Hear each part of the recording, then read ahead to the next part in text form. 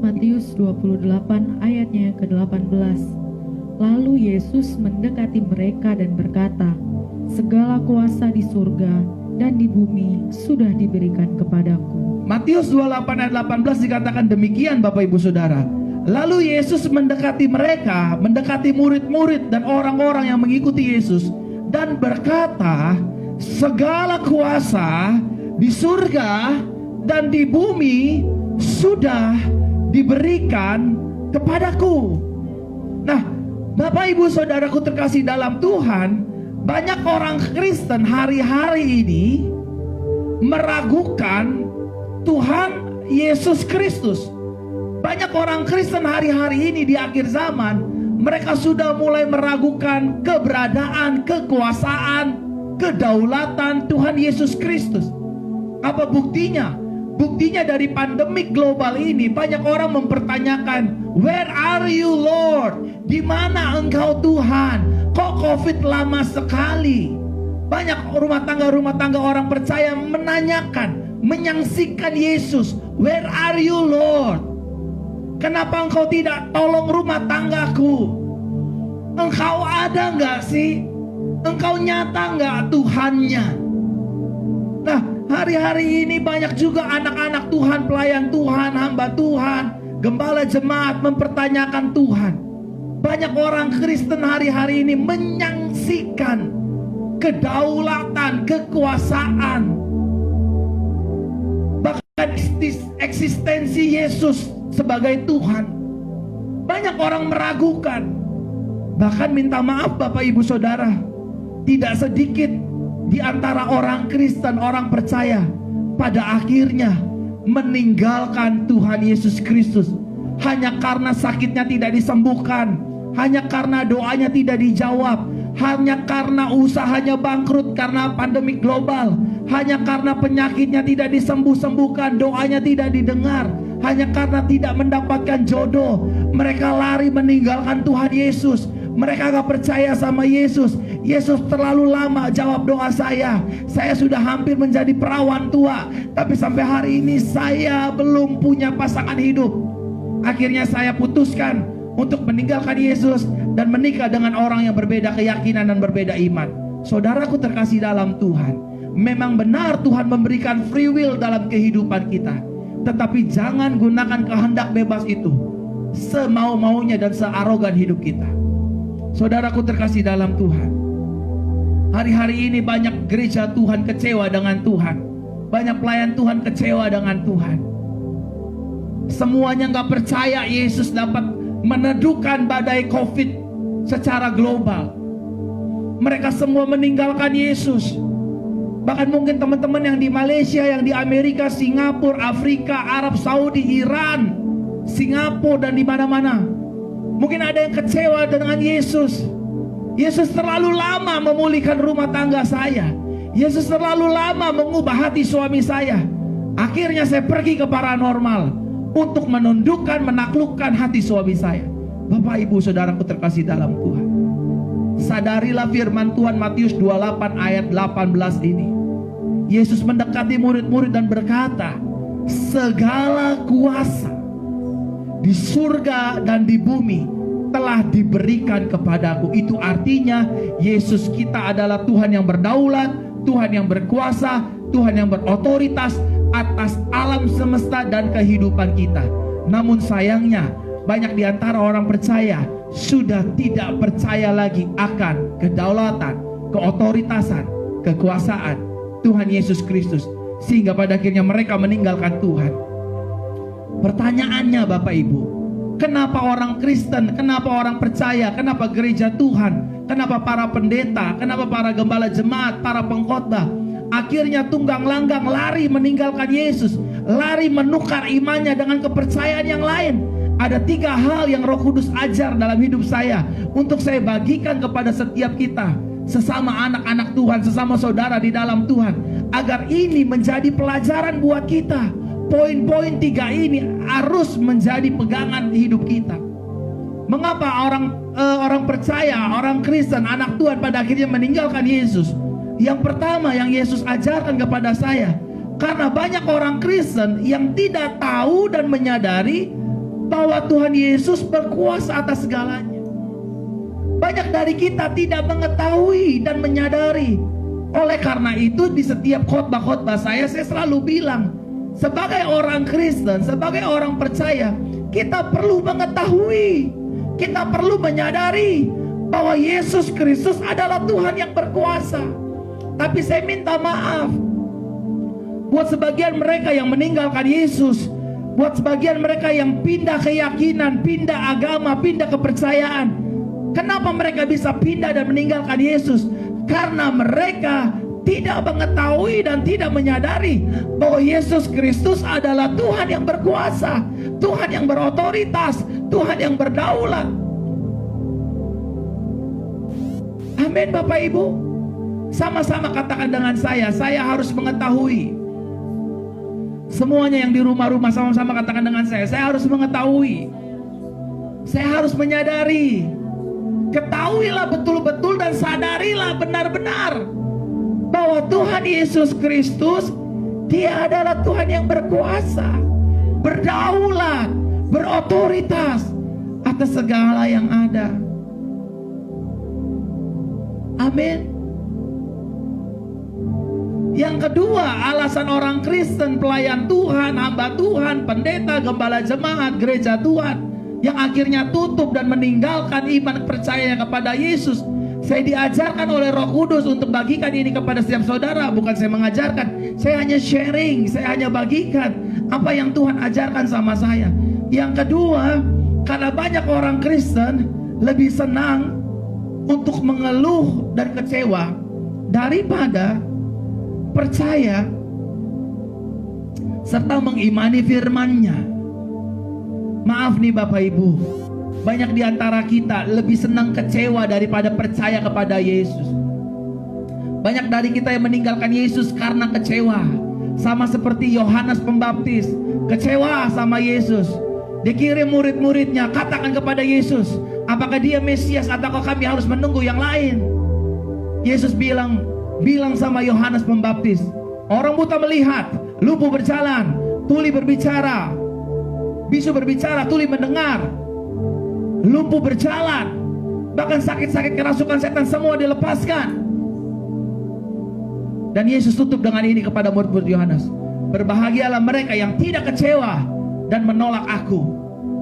Saudaraku, ada pujian berkata begini, waktu Tuhan pasti yang terbaik, walau kadang tak mudah dimengerti, lewati cobaan ku tetap bertahan.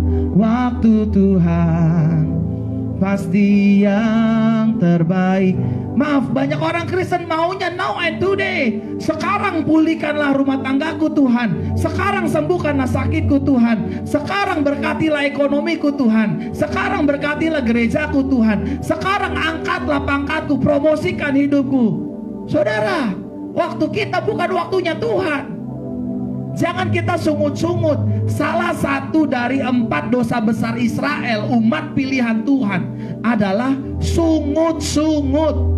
Digebuk oleh Tuhan, digebuk oleh Yahweh, sehingga sebagian dari bangsa Israel mati dan tidak melihat tanah perjanjian. Tapi kita hidup dalam anugerah Kristus Yesus. Kita tidak hidup di dalam zaman Tuhan atau zaman Bapa, zaman Yahweh, tapi kita hidup di dalam zaman anugerah Yesus Kristus. Dimana ketika kita salah, Yesus berkata, aku mengampunimu, aku mengasihimu, aku menerima hidupmu apa adanya, bukan ada apanya. Oleh karena itu jangan kecewa. Aduh Tuhan, sampai hari ini saya belum hamil, saya udah ikut KKR, saya udah minum jamu, saya udah ikut program hamil tapi gak hamil-hamil. Saudara, orang yang kecewa sama Yesus, dia akan pindah iman. Kok gereja gak perhatiin saya, gembala gak perhatiin saya, akhirnya kecewa meninggalkan Yesus. Dan yang ketiga, faktor orang kecewa dan meninggalkan Yesus, hal itu bisa terjadi karena banyak orang Kristen mudah diprovokasi dengan fakta dan keadaan yang ada. Ya keadaannya COVID begini, bagaimana saya mau ibadah? Keadaannya ekonomi lagi lesu, bagaimana saya kasih perpuluhan? Bagaimana saya bantu saudara saya? Faktanya memang COVID, saudara. Tapi saya senang pujian ini. Bagi Tuhan tak ada yang mustahil. Bagi Tuhan tak ada yang tak mungkin. Mujizatnya disediakan bagiku. Ku diangkat dan dipulihkannya. Faktanya memang sakit kita belum disembuhkan, tapi jangan kecewa. Faktanya memang kita udah umur 30, 31, 32, udah mau akhir, belum dapat jodoh. Jangan kecewa. Tetap trust in Him. Percaya bahwa Yesus adalah Tuhan yang berkuasa. Dia menciptakan jagat raya ini. Masakan Dia gak becus ngurus jodoh kita? Dia menciptakan langit bumi beserta isinya. Masakan Dia gak becus memulihkan kita? Masakan Dia gak sanggup memberikan kita anak? Masakan Dia gak sanggup memberikan kita perusahaan yang baru, ekonomi yang diberkati? Saudara, percayalah kepada Yesus. Jangan lihat fakta. Faktanya memang ekonomi lagi sulit, dagang lagi sulit, mau jual apa aja lagi sulit. Karena ada PSBB transisi, PSBB ketat, PSBB total, dan lain-lain sebagainya. Tapi percayalah saudara, waktu keadaan faktanya menekan kita, udah nikah 7 tahun, 10 tahun belum punya anak, pegang kandunganmu, bilang sama Tuhan, Yesus sanggup, Yesus sanggup melakukan perkara yang besar. Yesus sanggup, Tuhan Yesus sanggup. Amin. Dia sanggup, saudara hanya percaya saja. Dia sanggup mengubah kutuk menjadi berkat. Dia sanggup mengangkat hidupmu yang tidak dianggap oleh siapapun. Engkau akan diangkat derajatmu sesuai dengan waktunya Tuhan. Saudara yang sedang punya hutang, Yesus sanggup memulihkan hutang piutang saudara. Suami-suami yang ditinggalkan istri, Yesus sanggup mengembalikan istri-istrimu. Istri-istri yang dikasari suami, yang ditinggalkan suami, Yesus sanggup, Yesus berkuasa untuk memulihkan hati dan kelakuan suamimu. Anak-anak yang mengabaikan orang tua, Yesus sanggup menjamah hati anak-anak. Tuhan yang sama yang mengeraskan hati Firaun, Tuhan yang sama juga akan memulihkan, melembutkan hati Firaun, sehingga pada akhirnya bangsa pilihannya Israel diberikan kebebasan untuk pergi ke tanah perjanjian dan menyembah Elohim Israel. Amin Bapak Ibu. Nah, saya masuk inti khotbah saya. Ada 3 poin Bapak Ibu Saudara. Yesus Kristus berkuasa untuk apa? Dari berbagai banyak Yesus berkuasa. Tapi malam hari ini saya ingin share kepada 3.548 teman-teman Facebook yang menyaksikan ibadah malam Roh Kudus yang ke-6, dan juga teman-teman Instagram dan teman-teman YouTube. Yesus Kristus berkuasa. Yang pertama, untuk memulihkan keadaan hidup kita. Lukas pasal 5 ayat ke-8. Lukas pasal 5 ayat ke-8.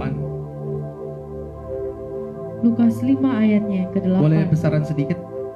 Lukas 5 ayatnya yang ke-8. Iya. Melihat hal itu, Simon Petrus bersujud di dekat lutut Yesus dan berkata, Tuhan, pergilah daripadaku, karena aku adalah orang berdosa. Melihat hal itu, Simon Petrus bersujud di dekat lutut Yesus dan berkata, Tuhan, pergilah daripadaku, karena aku adalah orang berdosa.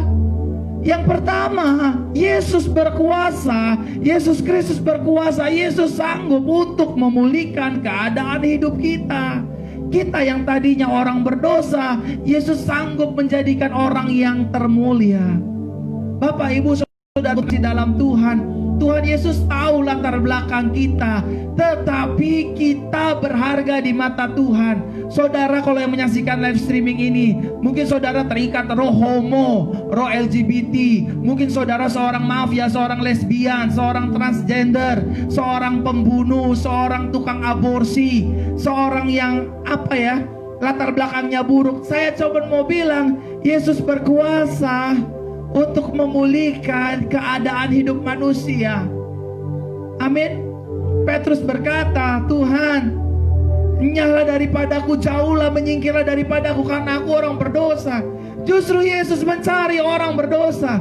Justru Yesus mencari orang-orang yang salah. Dan Yesus mencari orang berdosa dan orang bersalah bukan untuk menghukum, tetapi memberikan anugerahnya, memberikan kasihnya, memberikan pengampunannya, dan menyatakan isi hatinya, anakku, engkau berharga di hatiku dan dalam kehidupanku, karena engkau aku ciptakan serupa dan secitra dengan aku.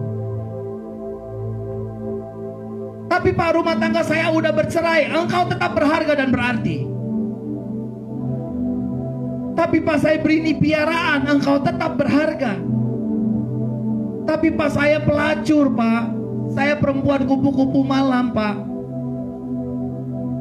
Tuhan menghargai saudara. Engkau berharga di mata Tuhan.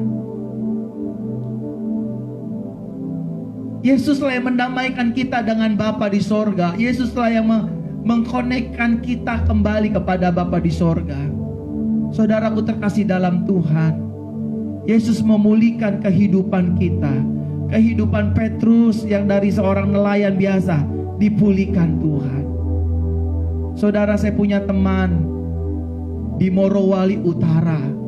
Dia seorang yang hidup masa lalunya bejat sekali, di penjara berkali-kali, melakukan kejahatan kriminal berkali-kali. Tetapi ketika dia ditangkap Yesus, diselamatkan oleh anugerah Yesus, tahu saudara, mantan residivis ini sekarang menjadi seorang DPRD 2 periode di kota Morowali Utara. Siapa yang sanggup? Itulah Tuhan kita. Makanya saudara, kalau saudara lagi merasa sendiri, saudara sedang sakit, saudara sedang gak punya uang, saudara dihina karena saudara miskin, karena saudara orang gak punya, karena saudara seorang janda, saudara seorang duda yang dihina sama bekas mantan mertua. Gak usah marah-marah, gak usah dendam, gak usah maki-maki. Nyanyi aja saudara. Yesus sanggup, Yesus sanggup. Ganti kata dianya saudara. Ganti kata dianya, supaya iman saudara benar-benar klik with Jesus. Melakukan perkara yang besar. Dia mantan residivis berkali-kali, gak punya dana untuk ikut kampanye. Bahkan maaf ya, dia bergabung di partai yang mayoritas, agama mayoritas di bangsa Indonesia. Seorang anak Tuhan, seorang Nasrani bergabung di partai agamis, dan dia bisa menjadi anggota dewan 2 periode. Semua karena Yesus. Karena Yesus adalah Tuhan yang berkuasa dan yang sanggup mengubah kutuk menjadi berkat, pintu yang tertutup menjadi pintu yang terbuka, merubah yang hancur menjadi sempurna kembali. Mungkin manusia, mertua kita, suami kita, istri kita, anak kita, kalau kita jatuh dalam dosa, semuanya menghina kita. Mereka meninggalkan kita, mereka mengecap hidup kita. Kamu pendosa, kamu penzina, kamu udah gagal, kamu udah begini. Tapi Yesus tidak. Yesus terima kita apa adanya. Yang kedua, Yesus Kristus berkuasa untuk menyembuhkan sakit penyakit dan kelemahan tubuh kita. Yohanes 5 ayat ke-6. Nanti saya akan berdoa setelah firman Tuhan saudara ya. Yohanes 5 ayatnya yang ke-6. Ketika melihat orang yang terbaring itu dan mengetahui bahwa ia sudah menghabiskan banyak waktu Dia berkata kepadanya, "Maukah engkau sembuh?" Ketika melihat orang yang terbaring itu dan mengetahui bahwa ia sudah menghabiskan banyak waktu dengan penyakit lumpuhnya ini, Yesus berkata kepadanya, "Maukah engkau sembuh?" Nah, yang kedua, Yesus berkuasa untuk menyembuhkan sakit penyakit dan kelemahan tubuh kita. Dan Tuhan Yesus menawarkan buat teman-teman Facebook dan juga teman-teman Instagram dan juga teman-teman YouTube, mau nggak engkau sembuh? Mau nggak miumu sembuh malam hari ini? Mau nggak kistamu sembuh? Mau nggak rumah tanggamu sembuh? Mau nggak bisnismu sembuh? Mau nggak ekonomimu sembuh? Yesus tanya, kita harus jawab, "Yes Lord, I want it." Aku mau. Aku mau. Sama-sama katakan dengan saya, aku mau disembuhkan. Aku mau dipulihkan. Aku mau diberkati. Amin. Nggak masalah saudara mau kaya, saudara mau jadi miliarder, saudara mau jadi orang terpandang. Yang penting saudara ingat, hanya engkau pribadi yang mengenal hatiku. Tiada yang tersembunyi bagimu. Seluruh isi hatiku kau tahu. Amin. Mau nggak engkau sembuh? Mau nggak Bapak Ibu Saudara yang lumpuh berjalan malam hari ini? Mau nggak Bapak Ibu Saudara yang buta melihat? Yang tuli mendengar? Yang bisu berkata-kata? Mium sembuh semua? Kista sembuh? Kelenjar getah bening? Tiroid beracun sembuh? Mau nggak? Kalau saudara mau, kalau ekonomi saudara mau pulih, bisnis saudara mau pulih, properti saudara mau terjual, jawab pertanyaan Yesus. Do you want it? Kamu mau? Kalau kamu mau, Yesus sanggup, Yesus berkuasa. Tapi ingat, jangan paksa Yesus. Mau gak rumah tanggamu punya anak? Bilang sama Tuhan. Dan setelah bilang sama Tuhan, nyanyi pujian ini. Waktu Tuhan pasti yang terbaik. Jangan paksa Tuhan. Malam hari ini, kalau engkau mau, engkau akan disembuhkan. Amin. Yang terakhir, setelah ini kita akan berdoa kembali. Yesus Kristus berkuasa untuk memelihara dan memberkati kehidupan kita. Matius 14 ayat 21.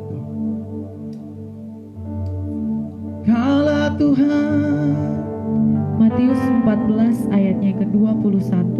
Ya. Mereka yang makan itu kira-kira ada 5.000 orang pria, belum termasuk wanita dan anak-anak kecil. Mereka yang makan itu kira-kira ada 5.000 laki-laki, belum termasuk wanita dan anak-anak kecil. Yesus Kristus berkuasa yang pertama untuk memulihkan keadaan hidup kita. Yang kedua untuk memulihkan sakit penyakit kita. Yang ketiga, Yesus Kristus berkuasa untuk memelihara dan memberkati kehidupan kita. Buat setiap teman-teman Facebook, teman-teman Instagram, teman-teman YouTube, I know situasi ini adalah situasi pandemi global, ekonomi sulit, penyakit wabah di mana-mana, sehingga pendapatan, pemasukan berkurang. Tetapi percayalah, orang percaya tidak hidup dengan gaji. Meskipun gaji itu kita pakai untuk hidup, tetapi hidup orang percaya tidak terletak kepada gaji atau pendapatan. Hidup orang percaya terletak kepada janji firman Yesus. Kalau Yesus berkata, aku mau memberi makan 5.000 orang, mau kasih makan 4.000 orang, maka Yesus memberi makan. Yesus sanggup untuk memelihara dan memberkati kehidupan kita. Kita semua mengalami pandemi global, tetapi jangan takut. Yesus berkata kepada murid-muridnya, lihat ya, burung pipit di udara aku yang pelihara, apalagi hidup saudara dan saya, orang kesayangan Tuhan, orang yang dikasihi Tuhan, orang yang ditebus oleh Tuhan, orang yang telah diampuni oleh Tuhan, orang yang diciptakan serupa dan secitra dengan Kristus Yesus. Sama-sama katakan dengan saya, Tuhan sanggup memelihara saya. Tuhan akan memberkati hidup saya. Amin.